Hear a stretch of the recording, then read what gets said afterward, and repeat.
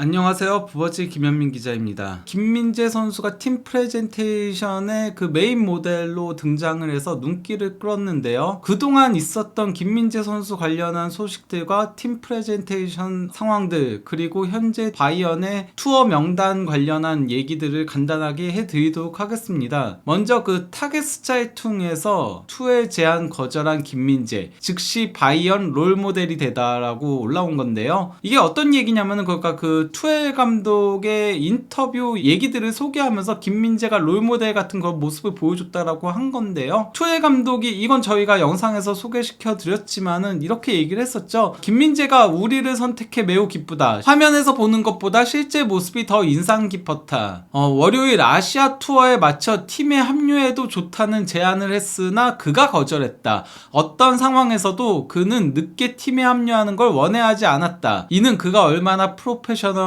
팀에 집중하면서 축구를 진지하게 받아들이는지를 보여주는 것이다 라고 한 건데요. 여기에 대해 그 타겟스자이퉁에서 사견으로 뭐라고 했냐면요, 김민재는 합당한 휴가를 즐기기보단 전속력으로 달릴 것이다. 아무도 더 이상 그를 의심하지 않을 것이다 라고 했는데요. 그리고 이제 그 바이에른 공식 유튜브 채널에 바바리안 슈탐티슈라고 해가지고 바이에른 지역의 주식이라는 의미인 건데요. 이걸 통해서 이제 그 김민재의 소개 영상이 올라왔습니다. 그러니까 독일 전통 음식들을 먹으면서 얘기하는 건데, 여기에는 이제 사진에 있는 브레첼도 있고요. 저건 이제 짭조름하고 쫄깃한 빵인 거고요. 구어스트, 그러니까 독일 소세지도 있고요. 또 이제 자우어크라우트라고, 이거는 이제 양배추 절인 건데 그 독일의 김치라고 보면 돼요. 물론 김치처럼 맵진 않지만은 절인 음식이다 보니까 이제 독일에서는 한국인들이 이 음식을 상당히 많이 먹는데 독일 사람들도 소세지와 함께 많이 먹긴 하거든요. 그런 음식들을 먹으면서 자기소개를 하는 건데요.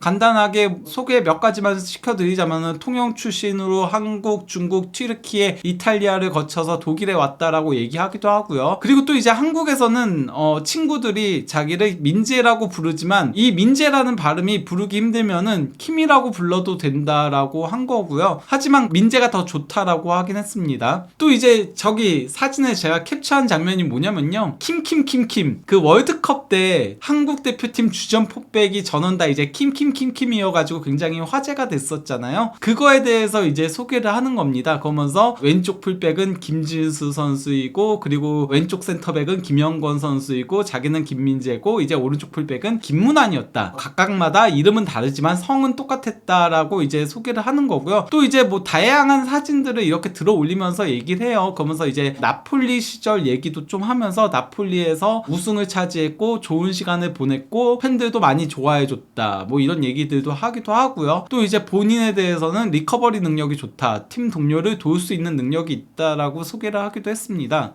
그리고 또 이제 그 타겟스자이퉁에서 김민재의 대표팀 등번호 소개가 올라와서 눈길을 끌었는데요. 그의 한국 대표팀 등번호는 약간 불행한 숫자이다라고 나온 겁니다. 그러면서 토마스 밀러랑 비교를 많이 했는데요. 왜냐면 토마스 밀러도 원래는 25번 등번호를 바이언에서 달고 있고 본인이 선호하는 번호도 25번이지만은 대표팀에서는 이제 그 서양에서는 불운한 숫자라고 불리는 13번을 달고 있거든요. 이게 그 13일의 금요일 때문에 나온 건데, 김민재 선수도 원래는 3번을 선호하고 또 이제 그 나폴리에서도 3번을 달았고 하지만은 대표팀은 1번부터 이제 정해져 있고 선배인 김진수 선수가 3번을 달고 있다 보니까 대표팀에선 4번을 달고 있는 겁니다. 그래서 그 한국의 4번의 의미, 이게 죽을 사자여서 한국에서는 이걸 꺼려하고 이제 오른쪽에 나온 사진을 캡처를 하면서 엘리베이터에서도 4층을 4층이라고 하지 않고 F층이라고 한다 라고 이제 표현을 한 겁니다. 하지만 그럼에도 밀러도 김민재도 불운한 숫자를 달고도 잘하고 있다, 이런 식의 소개를 한 건데요. 이 정도로 그러니까 김민재 선수의 일거수일투족이 독일에서는 화제가 되고 있다라고 봐도 무방하다라고 할 수 있겠습니다. 이러한 가운데 그 김민재 선수의 입단 기자회견이 있었는데요. 사실 그 게레이로하고 라이머가 둘이 동시에 이제 기자회견을 했을 때는 김민재 선수에 대한 질문, 그러니까 이적 협상이 어떻게 되고 있나, 그리고 또 이제 워커의 이적 협상과 관련된 질문, 그리고 또 이제 케인의 이적 협상에 대한 질문들이 있었는데, 김민재 선수 기자회견에서는 거의 김민재 선수 중심으로 나왔어요. 토마스 밀러가 최근에 부상을 당했는데 아시아 투어에 참가할 수 있냐? 이 질문 제외하고는 나머지는 다 김민재 선수 질문으로 집중이 되어 있었는데요. 케인의 키자도 나오지 않았습니다. 근데 이제 여기서 김민재 선수가 뭐라고 했냐면요, 뭐 그가 어떻게 불러줬으면 좋겠냐라고 질문을 하니까 유니폼엔 민재라고 마킹하게 선호하지만 팬분들은 저를 킴이라고 불러줘도 좋다라고 한 겁니다. 이게 아무래도 나폴리에서 팬들이 킴 이거를 응원을 했으니까 그런 얘기를 한 거고요. 또 이제 본인의 강점에 대해서 공간을 커버하는 것이다. 나는 언제나 최선을 다하기 위해 노력한다. 난 겸손한 사람이지만 필드 위에선 모든 걸 불태운다. 변화가 어렵다고 생각한 적은 단 한 번도 없다. 그라운드 위에서 리더가 되고 싶고 싸우고 싶다라고 했고요. 또 이제 그 괴물이란 별명이 어떻게 붙게 된 거냐, 어디서 붙게 된 거냐, 이런 질문에 대해서는 내 플레이 스타일을 바탕으로 팬들이 그렇게 불러주는 거다 보니 괴물이라는 별명을 긍정적으로 받아들이고 있다. 독일에서도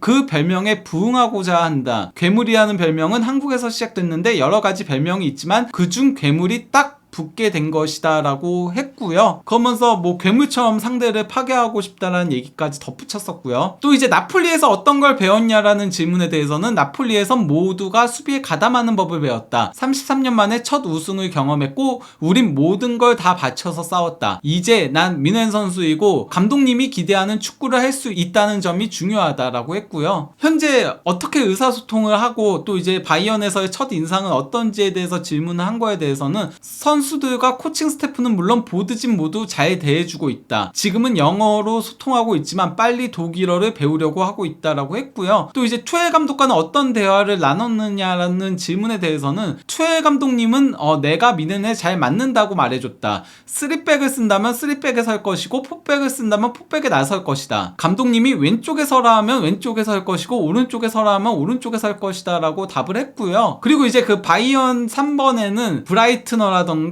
루시우라던가 전설적인 선수들이 있었는데 이 3번의 등번호를 이어가는데 어떻게 생각하냐고 이제 질문을 하니까 거기에 대해서는 내 목표는 이곳의 모든 걸 다 바치는 것이고 3번의 전통을 잘 이어가는 것이다 라고 했고요. 그리고 또 이제 군대 관련된 질문도 나왔어요. 그러니까 거기에 대해서는요, 한국 남자는 당연히 군대에 가야 한다. 군이 없으면 나라가 존재할 수 없다. 나라를 지키는 건 중요하다. 25kg 군장을 메고 30km 행군을 하면서 살이 빠졌다라고 했고, 여기에 이제 드레센 CEO가 덧붙여가지고 김민재는 3주 사이에 4kg이 빠져서 나왔다라고 답을 해주기도 했습니다. 이러한 가운데 그 한국 시간 23일 밤 8시에 알리안츠 아레나에서 바이언 팀 프레젠테이션이 있었습니다. 프레젠테이션이 있기 전에 이제 바이언 구단 공식 SNS에 올라온 건데요. 여기 보시면은 메인에 김민재 선수가 딱 중앙에 위치하고 있죠. 그 밑에는 이제 새로 영입된 게레이루랑 라이머가 같이 있는데요. 이것만 보더라도 김민재 선수가 이번 현재까지 바이언 이적 시장에서 최대어라고 평가할 수 있는 거죠. 무려 45,000명의 팬들이 알리안츠 구장을 찾으면서 새 시즌에 대한 기대감을 밝힌 건데요. 일단 그 팀 프레젠테이션에 앞서서 2012-13 시즌에 이제 그 트래블을 달성을 했잖아요. 그 트래블 10주년을 기념해가지고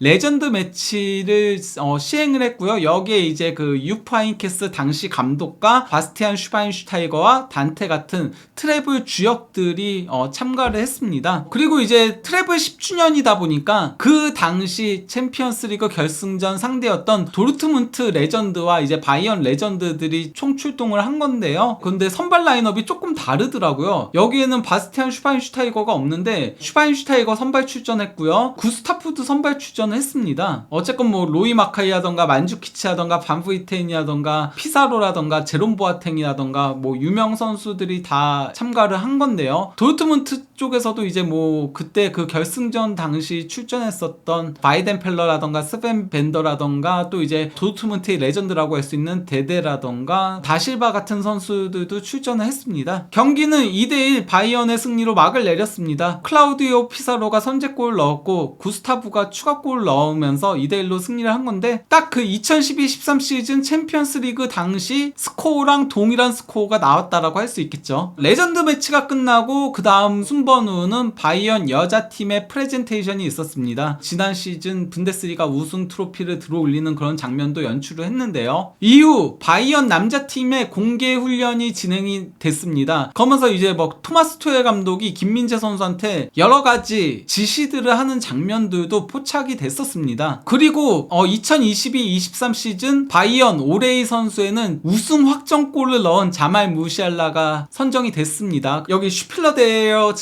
세즌이 이제 그 이번 시즌의 선수라는 의미인 거거든요. 이 유니폼을 들고 있는 거고요. 이후에는 바이언 남자팀 프레젠테이션이 있었습니다. 다만 이거는 이제 김민재 선수의 기자회견에서 드러난 사실인 건데, 토마스 밀러가 부상을 당하면서 엉덩이 쪽에 통증을 호소를 한 거거든요. 그러면서 아시아 투어에서 제외됐습니다. 마누엘 노이어도 현재 부상 중이고 브레멘하고의 분데스리가 개막전까지도 결장할 예정이라고 해요. 그래서 노이어와 뮬러가 일단은 아시아 투어 명단에서 제외가 된 건데요. 여기에 더해 게레이로가 가장 최근에 부상을 당했습니다. 근육 통증을 호소를 했다라고 하는데요. 게레이로도 아시아 투어 명단에서 제외가 됐습니다. 여기에 더해서 바이언 백업 골키퍼인 뉴벨이 슈투트가르트 임대 이적을 앞두고 있습니다. 1년 임대에 합의를 했고요. 임대비는 약 100만 유로라고 합니다. 메디컬 테스트만 앞두고 있고 아시아 투어 명단에서 제외가 됐습니다. 이 문제 때문에요. 그리고 자비처 같은 경우는 아시아 투어 명단에서 제외되진 않은 걸로 알고 있는데요. 이게 그러니까 명단이 나오진 않았거든요. 근데 뭐 고레츠카라던가 출국하는 장면들은 있긴 했어요. 근데 자비처 같은 경우도 스카이 독일에서 도르트문트 이적이 임박했다라고 보도가 뜬 겁니다. 그래서 이제 그 플레텐버그 스카이 스포츠 기자가 뭐라고 했냐면요, 오늘 밤 독점 공개된 자비처에 대한 자세한 정보, 이제 클럽 간 완전한 합의가 이루어졌다고 알려져 있다. 옵션 포함 1900만 유로의 이적료를 도르트문트가 바이언 측에 지불할 예정이다. 자비처 도르트문트 이적 직전 놀라운 변화, 이렇게 올린 거고요. 그 이후에 조금 더 추가적인 정보들을 올렸는데요. 계약 기간은 최소 2027년까지 예정되어 있다. 그러니까 최소 4년 계약이고 뭐 길면 5년까지도 계약을 체결할 가능성이 있다는 얘기고요. 또 이제 향후 48시간 이내에 거래가 완료될 예정이라고 한 겁니다. 참고로 자비처는 근육 부상이 있다라고 하면서 그 팀 프레젠테이션엔 빠졌거든요. 이게 근육 부상이라고 뜬 게 아마도 도르트문트와의 협상 때문이 아닐까라는 생각이 들긴 합니다. 그러면은 이쯤에서 김민재 선수 및 바이언과 관련한 내용들을 소개해드렸습니다. 앞으로도 추가적인 내용이 있다면은 또 이제 일본 투어에 와서 경기들이 있으면은 그때 또 영상들을 제작해서 올리도록 하겠습니다. 감사합니다.